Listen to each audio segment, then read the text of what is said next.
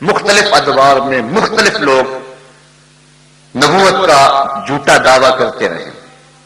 اللہ کے محبوب علیہ السلام نے ارشاد فرمایا سیکون فی امتی کذابون ثلاثون کلہم یزعم انہ نبی وانا خاتم النبیین ولا نبی بعد۔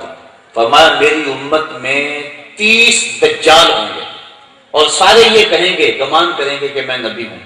فرمایا میں آخری نبی ہوں، میرے بعد کوئی نبی نہیں ہے۔ ان 30 دجالوں میں ایک دجال مرزا قادیانی ہے جس نے جھوٹی نبوت کا ڈھونگ رچایا اور امت کو سخت مضطرب کیا۔ اس صدی کا سب سے بڑا فتنہ مرزا قادیانی کا فتنہ ہے۔ اس کے باپ دادا انگریزوں کے وفادار تھے اور امت کو ٹکڑے ٹکڑے کرنے کے لیے، جسد امت پہ چرکے لگانے کے لیے اور زخم کرنے کے لیے جھوٹی نبوت کا ڈھونگ رچایا گیا۔ ہم تاریخ پڑھتے ہیں تو 3 لوگوں سے انٹرویو لیا گیا لیکن یہ کامیاب ٹھہرا۔ پھر پہلے جو کہتا تھا اے مسلمانوں کی ضروریت کہلانے والوں، دشمن قرآن نہ بنو اور خاتم النبیین کے بعد سلسلہ نبوت جاری نہ کرو، وہ خود قادیان کا رسول بن بیٹھا اور اس نے قادیان کو مکہ اور مدینہ کی طرح کی بستی قرار دے دیا اور اپنی بیویوں کو معاذ اللہ ام المومنین قرار دے دیا اور اپنی ناپاک اولاد کو سادات قرار دیا اور اپنی بیٹیوں کو سیدہ فاطمہ الزہرا کے مثل قرار دیا اور معاذ اللہ اپنے پلیت ماننے والوں کو اس نے جو ہے وہ اصحاب قرار دیا اور اپنے ناپاک خلفاء کو خلفائے راشدین قرار دیا۔ اس طرح اس نے امت کے اندر فتنے بپا کیے اور ناپاک بستیوں کو مکہ اور مدینے کے برابر قرار دیا۔ اللہ تعالیٰ نے اس کے شر سے امت کو محفوظ فرمانا تھا۔ 1840 کے اندر یہ پیدا ہوا اور 1880 سے لے کر 1891 تک حیات مسیح کا منکر رہا۔ اس کے بعد پھر اس نے ملہم من اللہ ہونے کا اعلان کر دیا، مسیح موعود ہونے کا اعلان کر دیا، مہدی موعود ہونے کا اعلان کر دیا۔ 1890 میں پیر مہر علی شاہ رحمۃ اللہ تعالی علیہ حج پہ گئے۔ حضرت حاجی امداد اللہ مہاجر مکی علیہ رحمہ سے وہاں ملاقات ہوئی۔ پیر صاحب کو دیکھ کر فرمانے لگے پیر صاحب آپ حج پہ آئے ہوئے ہیں، واپس جائیں، ہندوستان میں ایک فتنہ اٹھنے والا ہے جس کی سرکوبی آپ کریں گے۔ اور حضرت پیر صاحب فرماتے ہیں میں سویا خواب میں حضور کی زیارت نصیب ہوئی اور آقا کریم علیہ السلام نے فرمایا کہ تعویلات فاسدہ کے مقراظ سے قادیان کا دجال میری حدیثوں کے ٹکڑے کر رہا ہے اور تم یہاں بیٹھے ہوئے ہو۔ تو حضرت پیر صاحب فرماتے ہیں کہ میں آیا اور آ کر کے جو ہے اس کی خبر لی۔ اعلی حضرت امام اہل محبت نے سب سے پہلے مرزا قادیانی کے حفوات پر کفر کا فتویٰ دیا اور 5 رسائل لکھے اور پیر صاحب نے شمس الہدایہ کے نام سے کتاب لکھی۔ پھر مرزا قادیانی نے اس کے جواب کے اندر شمس بازرہ کے نام سے اپنے ایک مرید اور خلیفے سے کتاب لکھوائی۔ پیر صاحب نے اس کے مقابلے میں پھر سیف چشتیائی لکھی۔ آج تک اس کے کئی ایڈیشن چھپ چکے ہیں، مرزائیوں کو آج تک اس کتاب کے جواب دینے کی ہمت پیدا نہیں ہوئی۔ یہ حضرت پیر مہر علی شاہ صاحب کی زندہ کرامت ہے کہ آج تک سیف چشتیائی کا جو ہے وہ جواب نہیں ہو سکا ہے۔ مرزا قادیانی نے جب 1901 میں نبوت کا اعلان کیا، پہلے وہ مسیح مسیح بنا، مہدی موعود بنا، ملہم من اللہ بنا، کئی اس نے رنگ بدلے، ذلی، بروزی، غیر تشریع نبی، امتی نبی، کئی روپ دھارے۔ پھر اس کے بعد باقاعدہ طور پہ اس نے 1901 کے اندر باقاعدہ نبوت کا اعلان کر دیا اور کہہ دیا کہ میں خاتم النبیین ہوں، بلکہ اپنے آپ کو رحمت للعالمین کہہ دیا، بلکہ یہ کہا کہ انا آتینا کل کوثر، یہ میرے اوپر اتری ہے اور معراج پہ میں گیا ہوں اور یہ آیت میرے حق میں نازل ہوئی ہے۔ طرح طرح کی حفوات اس نے بکنا شروع کر دی۔ وہی شخص جو پہلے کہتا تھا کہ اے مسلمانوں دشمن قرآن نہ بنو اور قرآن کا مقابلہ نہ کرو اور نبوت کا دروازہ نہ کھولو، اب خود ہی کھول کے بیٹھ گیا اور خود کہا کہ جس کے کلام میں تناقض ہوگا وہ جھوٹا ہوگا، اور اپنے جھوٹ کو خود ہی اپنے عمل سے ثابت کر رہا ہے۔ تو علماء نے جو ہے وہ اس کا مقابلہ کیا۔ یہ روز کوئی نہ کوئی بات بکنے لگا اور 72 کتابیں اس نے اس عرصے میں لکھی اور کہنے لگا میرے اوپر وہی آسمان کی بارش کی طرح برستی ہے، کبھی اردو میں کبھی انگلش میں۔ وہ ٹیچی ٹیچی ایک فرشتہ اس نے مقرر کیا ہوا تھا، پتہ نہیں وہ کون تھا، وہ آ کے اس کو وہی دے جایا کرتا تھا، اور الٹی سیدھی ٹیڑھی میڑھی باتیں جو ہیں وہ وہی کے نام سے افواہ بکا کرتا تھا۔ بلکہ جو شخص اس کی نبوت کا اقرار نہیں کرتے اس کے بارے میں اس نے سخت رویہ اختیار کیا۔ وہ کہتا ہے کہ کنجریوں کے بچوں کے بغیر جن کے دلوں پر اللہ نے مہر لگا دی، باقی سب میری نبوت پہ ایمان لا چکے ہیں۔ آئینہ کمالات میں اس نے لکھا۔ پھر اس کے بعد نجم الہدا کے صفحہ نمبر 10 پہ لکھا، دشمن ہمارے بیابانوں کے خنزیر ہو گئے اور عورتیں ان کی کتیوں سے بڑھ گئیں۔ پھر اس بدبخت نے ازالہ اوہام کے اندر لکھا، ان لوگوں نے چوروں، قزاقوں اور حرامیوں کی طرح اپنے محسن گورنمنٹ پر حملہ کر دیا تھا۔ یہ وہ بدبخت شخص ہے کہ جس نے امت کو گالیاں بکی، اور جو اس کی جھوٹی نبوت کو نہیں مانتا تھا وہ شخص اس کے لیے گردن زدنی ٹھہرا، اور اس کو اس نے خنزیر، ولد الحرام، زنا کی اولاد اور عورتوں کو کتیوں سے بدتر قرار دیا، جبکہ یہ سب کچھ خود تھا اور اس کی اولاد و ذریت خود تھی۔ مسلمان کبھی بھی ایسے پلیت شخص کو نہیں مان سکتے۔ حضرت امام اعظم امام ابو حنیفہ نے فتویٰ دیا کہ جو شخص یہ دعویٰ کرے کہ میں نبی ہوں، فرمایا وہ شخص کافر ہے، جو اسے مانے وہ بھی کافر ہے۔ من شکا فی کفر ہی و عذاب ہی فقد کافرہ، جو اس کے کفر میں شک کرے وہ بھی کافر ہے۔ اور جو شخص ایسے مفتری، کذاب اور دجال سے معجزہ طلب کرے وہ بھی کافر ہے۔ اسے معجزہ بھی طلب نہیں کرنا چاہیے، وہ جھوٹا، بالکل جھوٹا، حضور کے بعد کوئی نبی نہیں آ سکتا ہے۔ تو اس نے یہاں تک بکا کہ جو مجھے نہیں مانتا وہ کتا ہے اور خنزیر ہے اور ولد الحرام ہے۔ اور ایک موقع پہ کہتا ہے میری زبان زیب نہیں دیتی کہ کسی کو گالیاں دوں، اور خود ہی یہ گالیاں بکتا چلا جا رہا ہے۔ اس نے ازواج رسول کی توہین کی، حضور کی شہزادیوں کی توہین کی، اللہ کے رسول اور نبیوں کی توہین کی، سارے ولیوں کی توہین کی، جمی مسلمانوں کی توہین کی، اور عذاب میں مبتلا ہوا، سینکڑوں بیماریوں کے اندر مبتلا تھا، ایک پل سے چین نہیں ملتا تھا۔ حضرت پیر میر علی شاہ صاحب کو چیلنج دیا، اس کا خیال تھا گوشہ نشین بزرگ ہیں، کب میرے چیلنج پہ لبیک کہیں گے، میری حفوات کو اور میری بکواس کو کب اہمیت دیں گے۔ لیکن حضور کی ختم نبوت کا مسئلہ تھا، وہ حجرے سے باہر نکل آئے۔ جب لاہور میں پہنچے تو مرزا کو آنے کی ہمت اور طاقت نہ ہوئی اور ذلیل و رسوا ہوا۔ اور پیر میر علی شاہ صاحب ابھی لاہور میں ہی تھے، بلکہ آپ اپنی رہائش جب وہاں مقرر تھی عارضی طور پہ، وہاں سے نکل کے شاہی مسجد میں جا رہے تھے، جو جگہ مقرر تھی مناظرے کے لیے وقت معین پر۔ تو راستے کے اندر پیلے رنگ کے اشتہار لگے ہوئے تھے کہ پیر میر علی شاہ میدان چھوڑ کے بھاگ گئے، حالانکہ وہ خود نہیں آیا، اور پیر میر علی شاہ ان کے ساتھ جلوس جا رہا ہے اور راستے کے اندر اشتہار لگے ہیں کہ وہ بھاگ گئے۔ اور لوگ حیرت زدہ ہو رہے تھے کہ یہ کتنا جھوٹ کا پلندہ ہے اور کتنی بکواسات ہے کہ ہم تو جا رہے ہیں اور ہمارے سے پہلے اشتہار لگے ہوئے ہیں کہ پیر میر علی شاہ صاحب بھاگ گئے۔ اللہ تعالیٰ نے اسلام کو فتح اور کامیابی عطا فرمائی، اور پیر میر علی شاہ صاحب سرخرو ہوئے اور یہ نہ آ سکا۔ پھر اس نے تعویل یہ کی چونکہ وہاں لوگ بپھرے ہوئے تھے، اگر میں جاتا تو بڑا نقصان ہوتا، یہ کیسا نبی ہے جو لوگوں سے ڈر رہا ہے؟ اللہ کے نبی تو ہزاروں کے لشکر میں کود جاتے ہیں، ان کے سینے کے اندر کوئی خوف پیدا نہیں ہوتا ہے۔ وہ تو جلتی ہوئی آگ میں چھلانگ لگا دیں تو آگ ان کا بال بھی بیکا نہیں کرتی ہے۔ یہ کیسا جھوٹا نبی ہے کہ جو ڈرتا ہے کہیں مجھے کوئی قتل نہ کر دے۔ پھر اس نے مختلف قسم کی پیشگوئیاں کرنی شروع کر دی اور کہنے لگا کہ اگر ثابت ہو کہ میری 100 پیشگوئی سے ایک بھی جھوٹی نکلی تو میں اقرار کرتا ہوں کہ میں جھوٹا ہوں۔ یہ حاشیہ 40 میں اس نے لکھا۔ پھر جو بھی اس نے پیشگوئی کی وہ سچی ثابت نہ ہوئی۔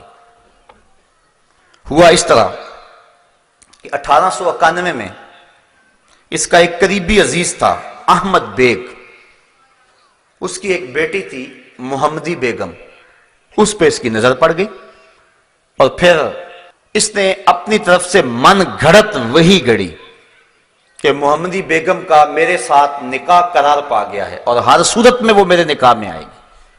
اور یہ اس نے احمد بیگ ہوشیار پوری کو خط لکھا، لیکن وہ ایسے بدبخت سے اپنی بیٹی کا نکاح کیسے کر سکتے تھے؟ جب بات نہ بنی تو اس نے پھر خط لکھا کہ اگر تم نے محمدی بیگم کی کسی جگہ شادی کی تو جس مرد کے ساتھ شادی کرو گے 2.5 سال کے اندر اندر وہ مر جائے گا، اور اس کا باپ بھی 3 سال کے اندر اندر مر جائے گا، اور یہ سخت اذیت کی زندگی یہ جو 2.5 سال ہوں گے گزارے گی، پھر اس کے بعد میرے نکاح میں آئے گی۔ تو جب آخر میں میرے نکاح میں آنا ہے تو ابھی میرے نکاح میں سے دے دو۔ انہوں نے اس کی کسی بات کی پرواہ نہ کی، اور سلطان بیگ نامی ایک شخص سے مئی 1891 میں محمدی بیگم کی شادی کر دی۔ اب یہ سخت پریشان ہوا، اس کے والدین کو لالچ بھی دیا کہ میں باغ کا 1/3 حصہ تمہیں دے دوں گا، بہت کچھ ہوا، بلکہ جو احمد بیگ کی ہمشیرہ تھی اس کی بیٹی مرزا کے بیٹے کے ساتھ بیاہی ہوئی تھی، اس نے یہ بھی دھمکی دی کہ میں جو ہے وہ اس کو طلاق دلوا دوں گا، اور اگر میرے بیٹے نے طلاق نہ دی تو اس کو اپنی جائیداد سے آگ کر دوں گا، لیکن یہ دھمکی بھی نہ چلی۔ تو اس طرح اس نے کہا تھا 2.5 سال اس کا خامد نہیں جی سکتا۔ اللہ کی توفیق سے محمدی بیگم کا خامد نکاح کے بعد مسلسل 40 سال تک زندہ رہا، اور محمدی بیگم 58 سال تک زندہ رہی، اور اس کا باپ بھی 20 سال زندہ رہا۔ اب مرزا پھر پریشان ہو گیا کہ میری پیش گوئی تو خراب ہوگی اور میرے ماننے والے کہیں لڑکھڑا نہ جائیں۔ اس نے ایک ہیلا کیا کہ 2 بکریاں کہیں سے منگوائیں اور ان کو ذبح کیا، کہا یہ محمدی بیگم کے شوہر اور اس کے باپ کی جگہ پہ میں نے قربان کی ہیں، وہ نہیں مرے تو ان کی جگہ پہ میں نے ان کو قربان کیا ہے۔ لیکن اس کے جھوٹے معتقد پھر بھی اس کو نبی مانتے رہے، لیکن اس نے کہا کہ اس کے باوجود ایک وقت آئے گا کہ محمدی بیگم میرے نکاح میں آئے گی، ہمارا نکاح آسمان پہ ہو گیا ہوا ہے۔ لیکن پھر وہ مر گیا، لیکن محمدی بیگم بعد میں بھی عرصہ دراز زندہ رہی اور اس ظالم کے نکاح میں نہ آئی۔ تو اس کی یہ جھوٹی پیش گوئی بھی جو ہے وہ لوگوں کے سامنے آ گئی۔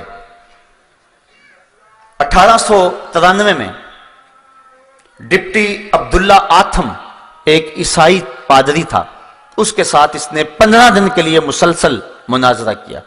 جب بات نہ بنی، تسلیس کے عنوان سے گفتگو تھی، تو اس نے پیشین گوئی کی کہ جو ہے وہ 15 ماہ کے اندر اندر یہ حاویہ میں چلا جائے گا، یعنی مر جائے گا اور جہنم رسید ہو جائے گا۔ پھر اس کے بعد دن گنے جانے لگے، جب صرف 14 دن رہ گئے تو اس نے منشی رستم کو خط لکھا جو اس کا معتقد خاص تھا کہ ڈپٹی آتھم فیروز پور میں موجود ہے اور ابھی تندرست طرح سے ہوا بھی کچھ نہیں، تو کہیں ایسا نہ ہو کہ ہماری جو پیشین گوئی ہے وہ خراب ہو جائے اور لوگ تماشا اڑائیں اور عیسائی خوش ہوں، تم دعا کرو کہ پیش گوئی پوری ہو جائے۔ نبی ترلے کر رہا ہے امتی سے کہ تم دعا کرو۔ کتنا بدبخت نبی ہے، جھوٹا نبی، کذاب نبی، دجال نبی۔ پھر اس کے بعد بات نہ بنی، صرف 1 دن رہ گیا اور آتھم عیسائی پادری اچھا بھلا پھر رہا ہے، تو پھر اس نے عبداللہ سنوری اور میاں حامد علی کو چنے دیے۔ رات کو گھبرایا ہوا تھا مرزا، کہنے لگا 1 دن رہ گیا، اگر نہ مرا تو بڑی پریشانی ہوگی، ہماری جماعت کے لوگ ہم سے ٹوٹ جائیں گے۔ تو اس نے جو ہے وہ اس کو چنے دیے، کہا کہ ان کے اوپر فلاں فلاں پڑھو اور رات کی تاریکی میں شمال جانب قادیان سے ایک اندھا کنواں ہے اس کے اندر پھینک آؤ، اور واپس پلٹ کے نہیں دیکھنا، بلکہ خود بھی گیا اور واپس دوڑ لگا دی، اور اگلے دن منتظر رہے کہ آتھم مر جائے، لیکن آتھم نہ مرا۔ 6 ستمبر 1894 کے اندر انہوں نے بڑے بڑے اشتہار چسپاں کیے جس کے اندر مرزے کو جھوٹا بتایا گیا، تو وہ تو نہ مرا، الٹا یہ ہو گیا کہ کئی مسلمان جو ہیں وہ عیسائی ہو گئے، بالخصوص جنہوں نے وہ مناظرہ رکھا ہوا تھا وہ 3 لوگ جو ہیں وہ عیسائی ہو گئے۔ اس طرح اس نے جو ہے وہ اسلام کو بھی رسوا کیا اور خود بھی رسوا ہوا۔ پھر اس نے ایک نئی پیش گوئی گھڑی، کہنے لگا کہ 1887 کے اندر میرے ہاں ایک بیٹا پیدا ہوگا جو بڑا متبرک اور بابرکت ہوگا، اور اس کی بڑے فضائل بیان کیے۔ لیکن پھر 1887 کے اندر بیٹے کی بجائے بیٹی پیدا ہو گئی، اب پریشان ہو گیا۔ پھر اس کے بعد کہنے لگا میں نے یہ نہیں کہا تھا کہ ابھی پیدا ہوگا، 9 سال کے اندر اندر پیدا ہو سکتا ہے۔ پھر بیٹا پیدا ہوا 1887 کے اندر، نام اس کا بشیر احمد رکھا، لیکن وہ صرف 1 سال کے بعد مر گیا۔ پھر لوگ پریشان ہوئے تو کہنے لگا کہ لازمی نہیں کہ یہ بیٹا ہے، میری مراد کوئی اور بیٹا تھا۔ پھر اس کے بعد 1899 میں ایک بچہ پیدا ہوا اس واقعہ کے 12-13 سال بعد، اور پھر اس پر بڑی خوشی منائی گئی، اس کا نام مبارک رکھا گیا، اور اس طرح کہا گیا کہ یہ وہی بیٹا ہے جس سے بڑی برکتیں ظاہر ہوں گی۔ اللہ کا کرنا ہوا 1907 کے اندر وہ بچہ بخار میں مبتلا ہو گیا، 9 دن تک مسلسل بخار رہا۔ اب اس کے بارے میں بڑی پیشگوئیاں کی ہوئی تھی، اب وہ قریب المرگ ہو گیا۔ حکیم نور الدین کو بلوایا گیا جو اس کا بعد میں خلیفہ بھی بنا، تو مرزا نے دیکھا تو اس کی چونکہ نبض ٹھنڈی ہو گئی تھی تو جسم کی گرمی کم ہو گئی، تو اتنی دیر تک حکیم نور الدین آ گیا، اس نے نئی وحی گڑھ لی، کہنے لگا کہ مجھے ابھی وحی آئی ہے کہ مبارک کا بخار اتر گیا۔ تو حکیم نور الدین نے آگے بڑھ کے جب نبض پہ ہاتھ رکھا تو نبض اتر چکی تھی، کہنے لگا حضرت یہ تو جا رہا ہے، رخصت ہو رہا ہے، آپ جلدی سے کستوری لائیں۔ وہ کستوری لینے گئے تو ابھی وہ دروازہ کھول ہی رہے تھے، تالا کھول ہی رہے تھے کہ بڑی حسرت سے حکیم نور الدین نے کہا کہ حضرت اس کی تو روح پرواز کر گئی ہے۔ اس نے ابھی بیچارے نے وہی گڑی تھی کہ ابھی میں نے دیکھا ہے کہ 9 دن کے بعد اس کا بخار ٹوٹ گیا، حالانکہ وہ بخار نہیں ٹوٹا تھا، اس کی جو ہے وہ روح نکل گئی تھی جس کی وجہ سے وہ اس کا جسم ٹھنڈا پڑ رہا تھا۔ تو اس نے کہا بخار اتر گیا۔ حکیم نور الدین نے بانڈا پھوڑ دیا، کہا بخار کی طرح بیچارہ ویسے ہی مر گیا۔ تو اس طرح اس کی یہ پیشین گوئی بھی جو ہے وہ خراب ہو گئی، وہ ذلیل الرسوا ہو گیا۔ پھر اس نے ایک اور پیشین گوئی کی، کہا میں 80 سال یا 80 سال سے زیادہ عمر جیوں گا، یہ اس نے آرزو کی، اور جب مروں گا یا مکے میں مروں گا یا مدینے میں مروں گا۔ لیکن پھر 26 مئی 1908 کو برانڈ رٹ روڈ لاہور احمدیہ بلڈنگ کے اندر لیٹرین کے اندر انتہائی ذلت کی موت مرا، اور 69 سال کی عمر میں مرا، جبکہ اس نے 80 سال سے زائد عمر کی پیشین گوئی کی تھی۔ کم از کم 11 سال اپنی پیشین گوئی سے پہلے ہی مر گیا۔ نہ مکے میں موت آئی نہ مدینے میں موت آئی، ایسے پلیتوں کو مدینے میں موت تو نہیں آیا کرتی تھی۔ باتھ روم کے اندر جو ہے وہ اسے موت آئی۔ جب پیدا ہوا خود اس کا بیان ہے مرزا قادیانی کا، کہتا ہے کہ میرے ساتھ ایک لڑکی پیدا ہوئی جس کا نام جنت تھا، وہ میرے سے پہلے پیدا ہوئی اور میرا سر اس کی ٹانگوں میں تھا، ذلیل ہو کے پیدا ہوا اور مرا بھی تو ذلیل ہو کے۔ اس طرح جھوٹی نبوت کا یہ دعوے دار ذلیل و رسوا ہو کر آن جہانی ہو گیا اور اس دنیا سے چلا گیا، اور ذلت اور کمینگی کی زندگی بسر کر کے جو ہے، لیکن امت کے ایک بہت سارے طبقے کو اذیت میں مبتلا کر گیا اور ان کو دکھ دے گیا، ساتھ ہی کتنے لوگوں کا ایمان خراب ہو گیا۔ 102 سال ہو گئے اس ظالم کو مرے ہوئے، لیکن اس کے باوجود بھی آج ہزاروں کی تعداد کے اندر اس جو ہے وہ ٹیڑے میڑے دین کو، جس کی کوئی ٹانگ اور کوئی ہاتھ اور کوئی پیر ہی نہیں ہے، اس کو ماننے والوں کی ایک تعداد ہے۔ اصل بات یہ ہے کہ جہاد کو ختم کرنے کے لیے اور انگریز کی وفاداری کے لیے، اس کی حکومت کے استحکام کے لیے یہ سارا ڈرامہ رچایا گیا تھا، اور پھر وہ اپنے آقاؤں کی گود میں جا بیٹھا۔ مرزا طاہر بھی، مرزا مسرور بھی، سارے جو ہے وہ ان کی گود میں بیٹھے اور ان کی ایڈ پہ یہ پل رہے ہیں، اور آج بھی لوگوں کو دولت اور بیرون ملک کا لالچ دے کر کے وہ اسلام اور دین سے منحرف کرتے ہیں۔ ایک محتاط اندازے کے مطابق پاکستان کے اندر 1 سال کے اندر 10,000 لوگ مرزئی ہو جاتے ہیں، جو بیرون ملک کے چکر کے اندر اپنے آپ کو مرزئی لکھ دیتے ہیں۔ مرزئی ختم نبوت کا باغی ہے، مرزئی رسول اللہ کا دشمن ہے۔ کل قیامت کے دن کیا جواب دیں گے رسول کریم کے سامنے کہ چند ٹگوں کے لیے اپنے آپ کو مرزئی لکھ دیا۔ بعض لوگ کہتے ہیں چلو جی ہم جا لیں پھر اس کے بعد صحیح ہو لیں گے۔ یہ گکھڑ میں ایسا واقعہ ہوا، 4-5 سال ہوئے، ایک شخص نے مرزئی لکھا، پھر مہلت نہ ملی، موت آ گئی، پھر مسلمانوں نے قبرستان سے بھی نکال کے باہر پھینک دیا، نہ خدا ہی ملا نہ وصال صنم، نہ ادھر کے رہے نہ ادھر کے رہے۔ دنیا پہ بھی رسوائی اور آخرت کا بھی عذاب علیم۔ صاحبوں کبھی بھی ٹگوں پہ، پیسوں پہ، دولت پہ، اقتدار پہ اپنے ایمان جیسی متاع عزیز کا سودا نہ کرو۔ سب سے قیمتی متاع ہمارا ایمان ہے۔ لاکھوں کروڑوں اربوں کھربوں لوگ بھی قدموں میں ڈال دیں، ہمارے نبی نے فرمایا تھا یا عمی لو وضع الشمس فی یمینی والقمر علی یساری، اے چچا اگر چاند کو میرے دائیں ہاتھ میں رکھ دیں اور سورج کو بائیں ہاتھ میں رکھ دیں، جہان بھر کے خزانے میرے قدموں میں ڈھیر کر دیں، محمد بتوں کو پھر بھی جھوٹا ہی کہتا رہے۔ یہ کیا ہوا چند ٹگوں کے لیے لوگ دین بدل رہے ہیں؟ مرزئی ختم نبوت کا باغی ہے، اس سے اپنے آپ کو دور رکھیں۔ بعض لوگوں کو بڑی ہمدردی پیدا ہو جاتی ہے، جی ان سے بائیکاٹ کریں گے، ترس آتا ہے، وہ بھی ہمارے معاشرے کے لوگ ہیں۔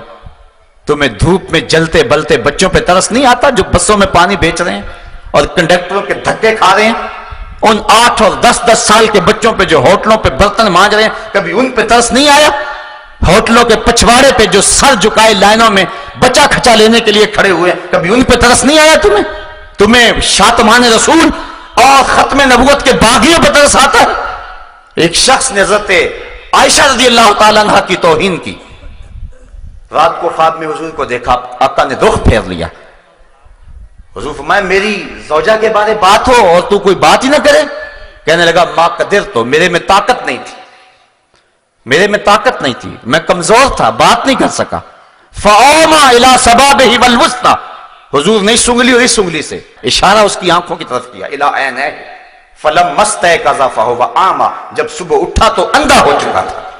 کہ میری زوجہ کے بارے میں کوئی بد زبان منہ کھولے تو اس کتے کی زبان کھینچ کیوں نہیں دی ہے؟ تو آج ختم نبوت کے باغی بھونک رہے ہیں اور رسول کریم کو سری گالیاں دیتے ہیں، اور صحابہ رضوان اللہ علیہ مجمعین کو سری گالیاں دیتے ہیں، وہ اپنی ناپاک اور اپنی گندی اولاد کو حضور کی اولاد کے مشابہ قرار دیتے ہیں۔ ان کی افواہات سے اپنے آپ کو بچائیں اور اپنے ایمان کی حفاظت کریں، اور اگر کسی محلے بستی میں اگر کوئی ایسا شخص ہے اس سے قطعاً بائیکاٹ کریں۔ کل قیامت کے دن تمہیں رسول اللہ اپنی رضا اور اپنی مرضی کا نور نصیب فرمائیں گے، اور اگر تم کسی مرزائی سے تعلق رکھو گے تو گنبد خضرا میں حضور کا دل دکھے گا کہ وہ تو ڈاکہ ڈالنے والے ہیں قصے نبوت پہ، اور تم ان کو اپنی باہوں میں لے رہے ہو۔ مسلمانوں کو غیرت کا درس دیا ہے اور غیرت کا سبق سکھایا ہے۔ صاحبو آؤ اپنی زندگی کو اچھائی کا حسن دے لیں اور اپنے ایمان کی پوری طرح سے حفاظت کریں۔ وآخر دعوانا ان الحمد للہ رب العالمین۔ آفاق کے ہر گوشے میں قرآن سنا کر دم لینا،